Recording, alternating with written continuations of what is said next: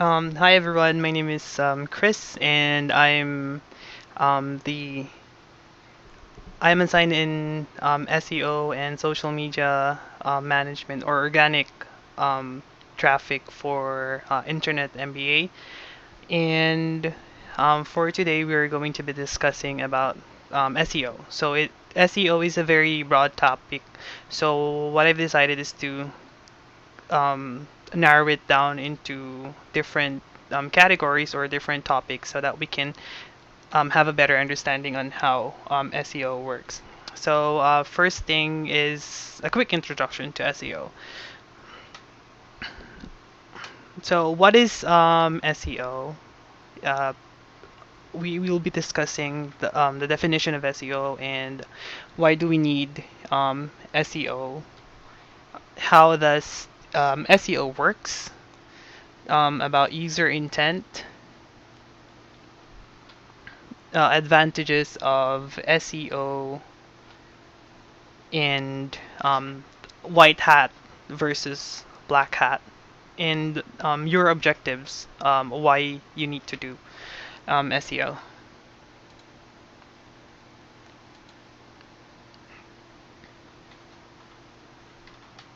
Okay, so first is the definition of SEO. So before, if you can still remember during those old age or time we're in, if you have an assignment or if you need to research something, you would go into the library, try to look for a book, or try to look into the index and then search for a topic where or a topic that you need to know about. Like for example, who is Albert Einstein or the theory of physics or whatever. So now SEO is, let's say, somewhat similar, but it is more into a digital age. So SEO stands for search engine optimization. It is the process of affecting your website's online visibility or a web page in a web search engine. So this definition is based in Wikipedia. So basically, SEO is just like affecting how your page would be shown on search engine. The best example is Google. And when we say organic, it means that the traffic is free um, or non-paid. So why do we need SEO? So based on studies in 2017, almost 48 or 50% of the total global population has already access to the internet. And in 2018, almost 2 trillion uses Google and make searches. So estimated that's 40,000 to 63,000 searches per second. So meaning, if you are a businessman or if you're running a business, of course, then people might be searching for a brand or a service or a product that you might be offering. So why do we need SEO? We want to make sure that these numbers can are all potential buyers or they might be potential customers. So we want to take advantage of the numbers, and then we want to make sure that they will visit our website first so that we have more conversion and of course more profit for our business. So how does SEO works? First is inquiry. So a customer or a user types an inquiry on search engine. Examples are Google, Bing, Yahoo. Facebook is also considered as a search engine, YouTube. And the results is shown or as what we call SERP or search engine results page. And the user clicks on the SERP and an action is taken, whether they will be reading a blog or they will be purchasing on your website, etc. So if we are a webmaster or if we are a business owner, how can we attract customers? So first things first is you need to think like your customer. So think about your service and try to determine what does your customers need. So let's say, for example, um, a customer needs to look for a comfortable gym attire. So let's say leggings or meggings for men. So a customer or a potential buyer will be looking for meggings or comfortable attire, and we want to make sure that since we're selling as a business owner, we're selling leggings. We want to make sure that they will see our website first. We also need to determine when are they searching. So there are like specific time where in a customer would be searching for this type of attire. Meggings or leggings are not only suitable for gym as a gym attire. It can also be used for winter. So maybe you want to think about your business and maybe make like create promotions during holidays or during those seasons. So to make sure that you'll be able to attract more customers. Why are they searching? So why do they need this? Make sure that your website can answer or can meet up their expectations or at least resolve their problem. So in our example, their problem is they want to find a comfortable wear. So you need to ask yourself, does my brand or my product resolve this kind of issue? And who is searching? So we also need to put into account like what type of people would be wearing this kind of clothing, their age, their if they're Asian or if they're American or British or whatever.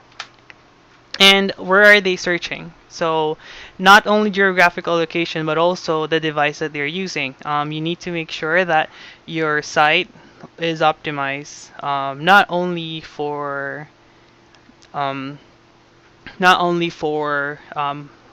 computers or laptops. At this age, most people uses cell phones. So your website should also be optimized for cell phones or tablets or so that they can use any device they want. And how are they searching? So yeah, so that's it. PC, mobile, etc. And ask yourself if you can resolve their issue. So as what I mentioned earlier, you need to make sure that if you're going to be attracting your customer to your website, that you are resolving their problem. So most people uses Google to find answers if they want to look for like the closest restaurant or if they want to buy a present or cakes or whatever. You need to make sure that your site addresses this kind of issue. And how does SEO works? SEO works. So first thing is Google crawls into your website. We call them crawlers or web spiders. They will look into the content of your site, they will index the website, and then they will rank the website depending on your content. We will be discussing this further in the next few lessons, but just a brief info on how it works. So let's say a good example would be a library. So let's say a librarian ordered 500 or 1,000 books, and the librarian will categorize the books depending on like the author, um, the the genre or the topic, etc. And they will categorize the book. They will index it in their file, and they will rank, or the ranking will depend on how popular the book is. So we'll discuss this further. So SERP, as discussed earlier, stands for the search engine results page. So SERPs now has new features, unlike before, where if you search for a website, it will just give you results. Now it also includes snippets or carousel. Carousel would be look like this. For sites that offer products or sells products, they will be able to scroll on the carousel, and they will be like displayed of what they're selling, and if they click on it, they'll be like they're instantly directed to that page to purchase it. And then snippets like this. It's like your cell phone app that shows like um, a small snippet or whatever. Yeah. So next is we need to determine the user intent. So why do customers, or what are their purposes in searching on the web? So we have the first one is informational searching. So of course it's searching for information. Like for example, asking Google who is Albert Einstein, um, specific questions, or yeah. So um, they need to find more information of a given topic. Next is navigational. This is for website searching. Like for example, if you don't know what is the um, direct URL for Facebook, you search it on Google and then just type in Facebook, and it will give you the result. Or in this example, meggings.com. Next is transactional intent, which as a user or a potential customer wants to buy something. There. So where can I buy Meggings in UK, or number one um, Meggings brand in UK?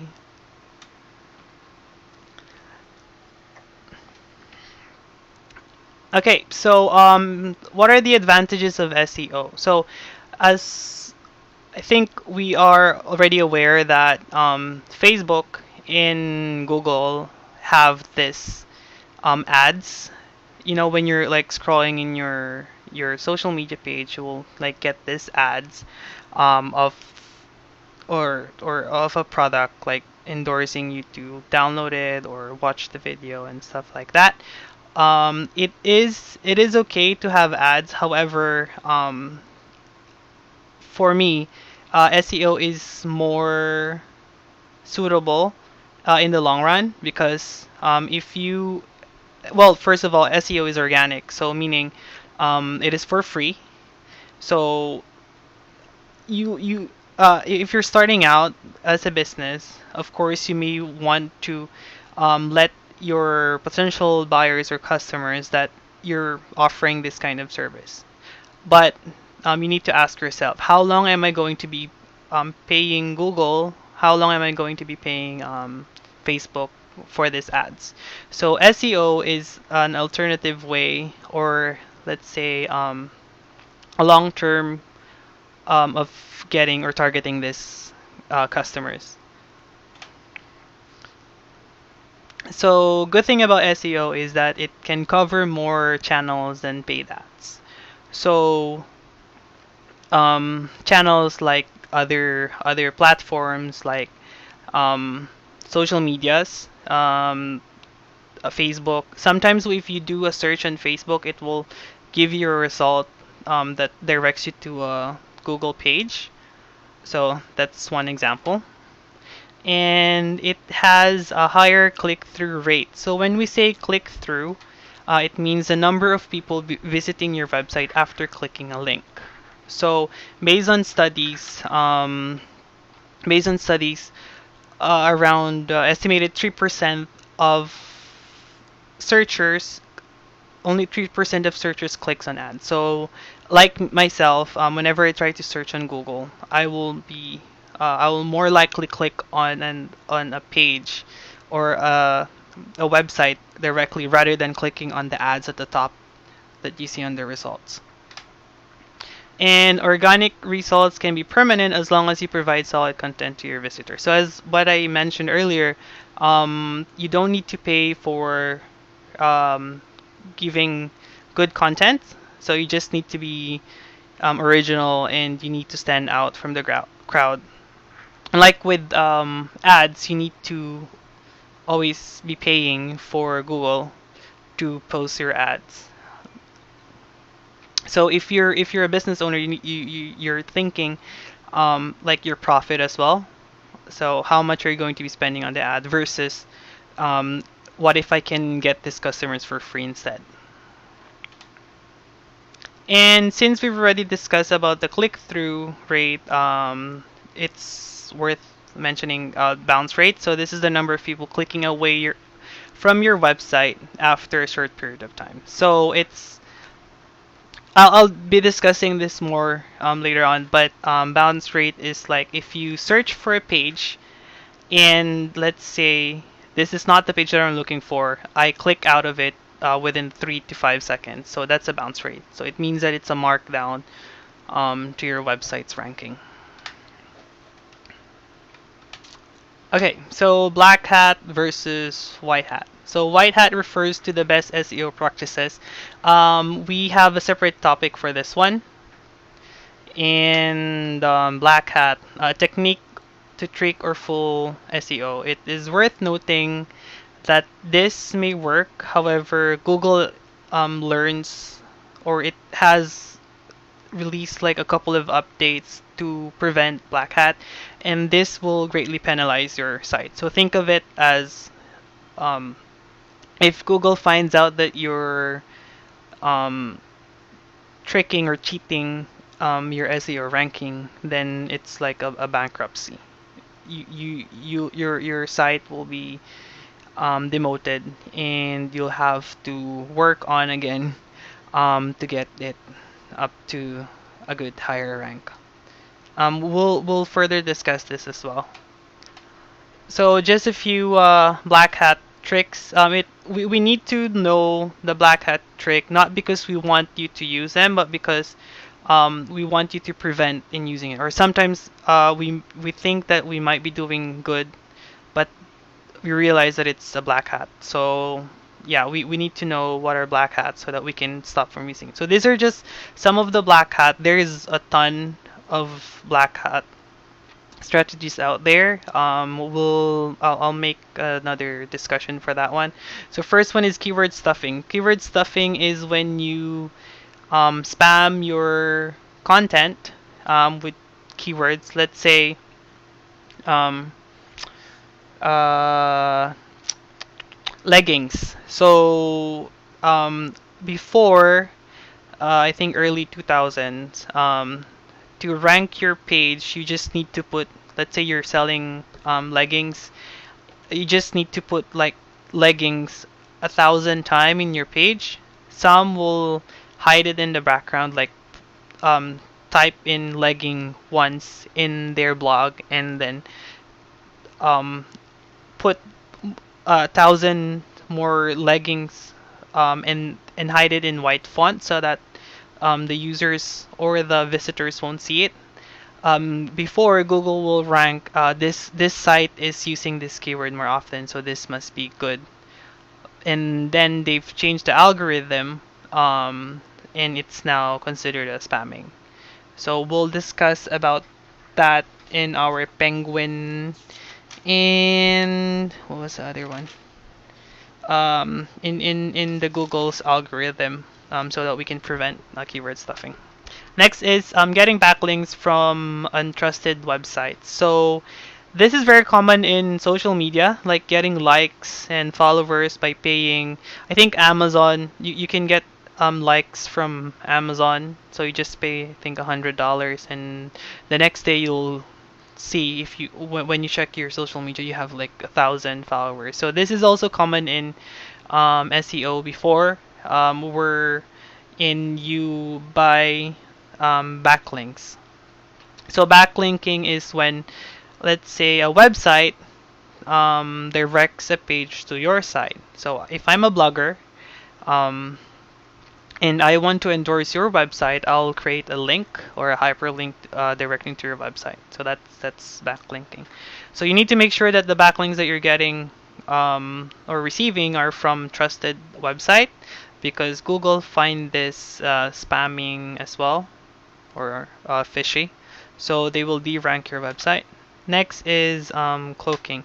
So cloaking is when you show a different content to crawlers, or also known as spiders, that than what users see. So a good example of this one are porn sites. So if let's say I'm searching for Disney, and then I saw your website saying like this is a Disney website, and then if I click on it and then it directs me to a porn site, then that's cloaking. So it's tricking the SEO, thinking that this site is trusted and this is the right website for you. But then again, when the user visits your website, it's a different website. Duplicate content or mirror website. So I think I don't need to discuss this further. It's just copying content from others. So yeah, it's a big no in not only in the digital marketing industry, but I mean in real life. And blogs, or what we call spam blogs. So like the buying links from untrusted websites, blogs are like um, an app or a service wherein you pay and it will just generate a blog that doesn't make sense and it links back to you. So there are ways on how we can check if the website or the backlinks that we're getting are from trusted website. So Moz has this called a tool that checks the DA, or the domain authority, and the PA, or the page authority. We'll also discuss that when we get into the tools. Okay, so determining your objective. Why do you want to? Why do you want Google to rank you? So first of all, you're a business owner, or you're just a simple blogger, and you want to share your knowledge.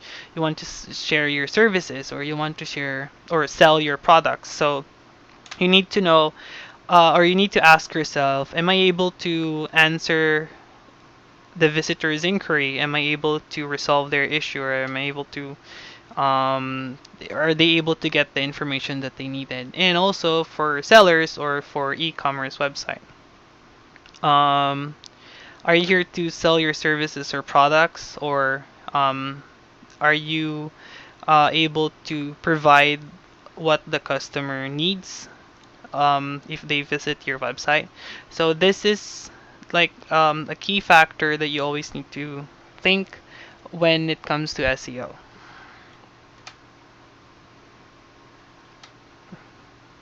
So just to recap, we've discussed the definition of SEO, and so again, SEO stands for search engine optimization. And why do you need SEO?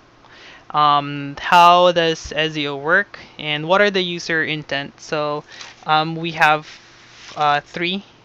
So informational, navigational, and directional. This is based on this is narrowed down by Moz, but there are a lot more. Also, what are the advantages of an SEO? What is white hat and versus black hat, and your objective, why you want your website to rank up. And our quote for today. Slow and steady wins the SEO rate. So SEO is you need patience when it comes to SEO. You don't get the results in just 24 hours. The fastest I think that you can rank up your website takes like 2 months to 3 months. So you need to be patient. Never try to cheat or never be tempted to use black hat. Yes, it does show quick results. However, when if Google finds out that you're cheating or you're trying to trick um, their algorithm, then they will greatly penalize you. So it's like you'll start from the beginning. Imagine if you're a business owner and you have to you paid for the web developers, you paid for the graphics and stuff, and you have to start all over. So it's a big no. So just be patient, take it slow, and wait for result. As long as you're following the white hat or the standard protocol, your website should be fine.